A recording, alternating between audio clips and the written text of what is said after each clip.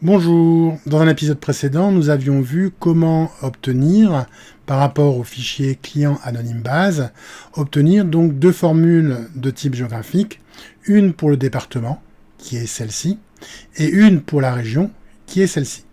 Donc le tout étant de pouvoir calculer la région dans laquelle se trouve le client que nous avons. Nous avons donc vu que cette formule-là nous impliquait, pour pouvoir descendre la formule, de cliquer systématiquement, faire un double-clic sur le petit bout chic, de façon à descendre la formule dans toute la plage, et c'était pas forcément judicieux, d'autant part, c'est pas forcément très lisible, et il y a en plus un petit souci, qui n'est pas fondamental ici, mais qui peut l'être dans d'autres fichiers. Si je descends avec l'ascenseur, je m'aperçois que la première ligne a disparu. Je ne sais donc pas ce que sont ces différents chiffres qui sont là, enfin ces différents noms de champs qui sont là. C'est pas fondamental si jamais c'est ici, parce que quand je verrai marqué France ou JB, je me doute que c'est le pays. Par contre ici, quand je verrai JB, s'il y en a beaucoup à se suivre, ce sera peut-être difficile de savoir c'est lequel, le premier, le deuxième et le troisième. Mais s'il y a plein de numéros de téléphone à se suivre ou plein de montants financiers à se suivre, de savoir à quoi ils correspondent précisément, surtout si mon tableau a plus de colonnes que celui-ci, ça risque d'être un petit peu gênant. Nous allons donc, pour ce faire, essayer de bloquer la première ligne. Mais, pas simplement. Si nous nous déplaçons sur la droite, nous voyons aussi que disparaissent les colonnes A, B, C, D, etc. au fur et à mesure que nous nous déplaçons. Il est donc utile de bloquer ici un certain nombre de colonnes. Alors, quelles colonnes? La première colonne n'est pas discriminante. On a traité une liste de 63 noms qui est dupliquée un certain nombre de fois pour pouvoir justement partir sur les 1014 personnes de notre fichier. Idem pour les prénoms. Nom-prénom est déjà plus discriminant, mais si je veux éventuellement avoir quelque chose d'un peu plus discriminant, j'aurais pu avoir la ville. Éventuellement, l'adresse et la ville, normalement, il est peu probable que deux personnes habitent la même adresse, la même ville, le même nom et le même prénom. Quoique. Mais dans ce cas-là, on devrait trouver un autre système discriminant, comme le numéro de sécurité sociale. Attention, si vous utilisez des numéros de sécurité sociale dans vos fichiers, vous devrez faire une déclaration de la CNIL, bien évidemment, pour l'usage de ces fichiers. Ce fichier-là étant un fichier d'exemple, il n'y a pas de problème, et d'autre part, il a été anonymisé. Revoir la vidéo sur l'introduction. Donc je souhaiterais qu'à partir de là, on bloque la première ligne et les colonnes A, B, C, D, E. Alors, si vous avez une version un petit peu ancienne d'Excel, vous avez ici, à ce niveau-là, un petit curseur que vous pouvez prendre pour déplacer et fractionner votre tableau. Vous avez ici, pareil, un petit curseur que vous pouvez prendre pour fractionner en largeur votre tableau, et vous allez donc pouvoir fractionner votre tableau en 4. Alors, nous allons essayer de faire la même chose ici, en demandant à fractionner. Et comme nous sommes ici à cet endroit-là, il fractionne à partir de l'endroit où l'on est. Et j'ai donc ici fractionné mon tableau en 4 parties.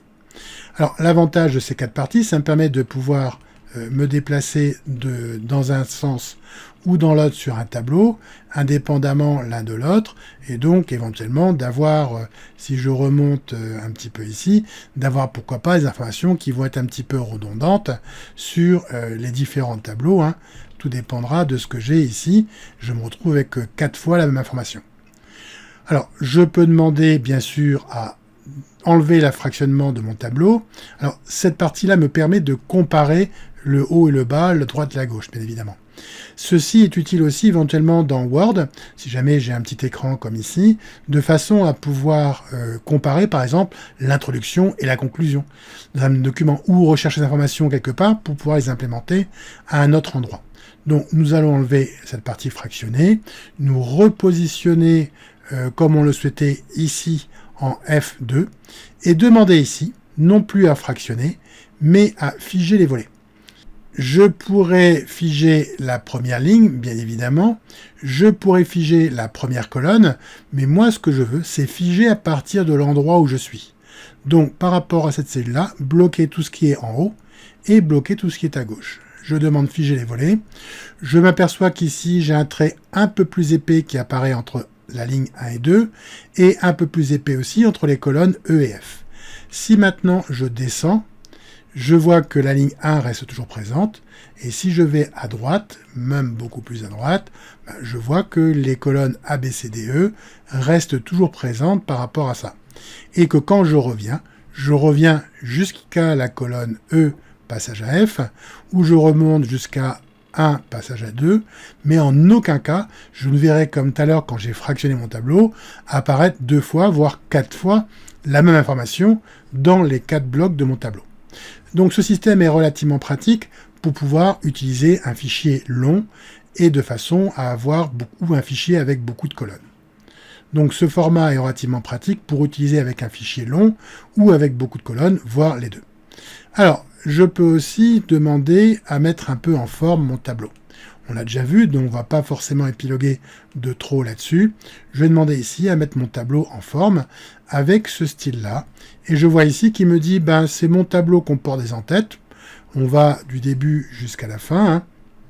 Alors, cette fin ici va jusqu'en 1015, hein, logique hein, par rapport à ça, et ne va pas au-delà, donc j'aime bien 1014 personnes qui sont prises.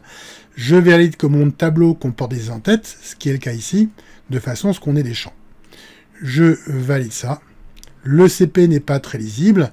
Je peux demander que pour la première ligne, au moins, le formatage soit à gauche systématiquement, de façon à pouvoir lire plus facilement ce qu'il y a.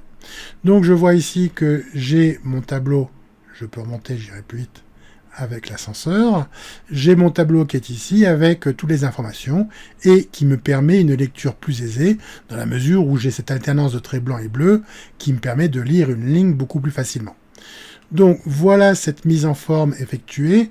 Nous allons maintenant dans la prochaine vidéo voir comment faire des calculs chronologiques par rapport à la date de naissance de la personne.